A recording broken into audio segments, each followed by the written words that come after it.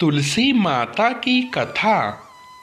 एक बार शिव ने अपने तेज को समुद्र में फेंक दिया था। उससे एक महातेजस्वी बालक ने जन्म लिया। यह बालक आगे चलकर जालंधर के नाम से पराक्रमी दैत्य राजा बना। इसकी राजधानी का नाम जालंधर नगरी था। दैत्यराज कालनेमी की कन्या वरंदा का विवाह जालंधर से हुआ। जालंधर महाराक्षस था। अपनी सत्ता के मद में चूर उसने माता लक्ष्मी को पाने की कामना से युद्ध किया, परंतु समुद्र से ही उत्पन्न होने के कारण माता लक्ष्मी ने उसे अपने भाई के रूप में स्वीकार किया।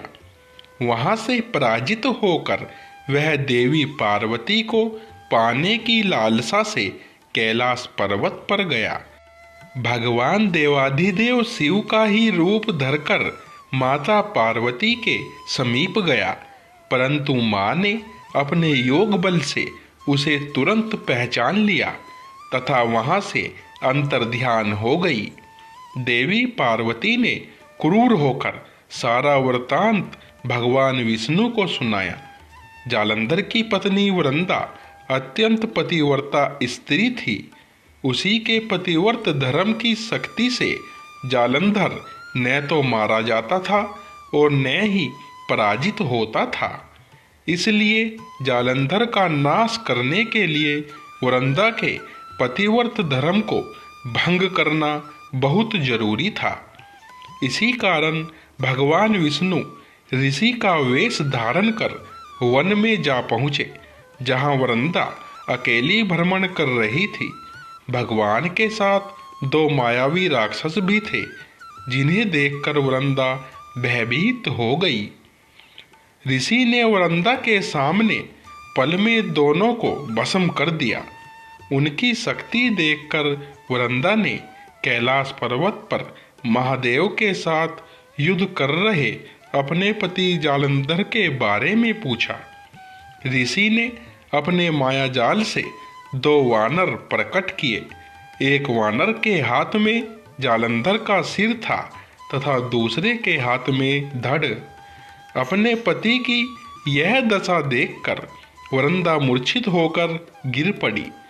होश में आने पर उन्होंने ऋषि रूपी भगवान से विनती की कि वह उसके पति को जीवित करे। भगवान ने अपनी माया से पुनः जालंधर का सिर धड़ से जोड़ दिया, परंतु स्वयं भी वह उसी शरीर में प्रवेश कर गए। वरंदा को इस छल का जरा आभास न हुआ। जालंधर बने भगवान के साथ वरंदा पतिव्रता का व्यवहार करने लगी, जिससे उसका सतीत्व भंग हो गया। ऐसा होते ही वरंदा का पति जालंधर युद्ध में हार गया। इस सारी लीला का जब वरंदा को पता चला तो उसने क्रुद्ध होकर भगवान विष्णु को शिला होने का श्राप दे दिया तथा स्वयं सती हो गई। जहाँ वरंदा भस्म हुई वहाँ तुलसी का पौधा उगा। भगवान विष्णु ने वरंदा से कहा, हे वरंदा, तुम अपने सतीत्व के कारण मुझे लक्ष्मी से भी अधिक प्रिय हो गई हो। अब तुम तुलसी के रूप में सदा मेरे साथ रहोगी। जो मनुष्य भी मेरे शालिग्राम रूप के साथ तुलसी का विवाह करेगा, उसे इस लोक और परलोक में विपुल यश प्राप्त होगा। जिस घर में तुलसी होती है, वहाँ यम के दूत भी असमय नहीं जा सकते। गंगा व नर्मदा के जल में स्नान तथा तुलसी का पूजन बराबर माना जाता है। चाहे मनुष्य कितना भी पापी क्यों न हो, मृत्यु के समय जिसके प्राण मंजरी रहित तुलसी और गंगा जल मुख में रखकर निकल जाते हैं, वह पापों से मुक्त होकर वैकुंठ धाम को प्राप्त होता है।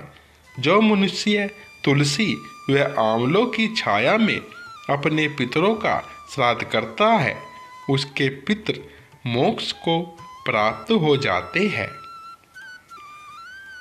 दोस्तों, ये जानकारी आपको पसंद आई हो तो वीडियो को लाइक करें, शेयर करें और चैनल को सब्सक्राइब भी करें। धन्यवाद दोस्तों।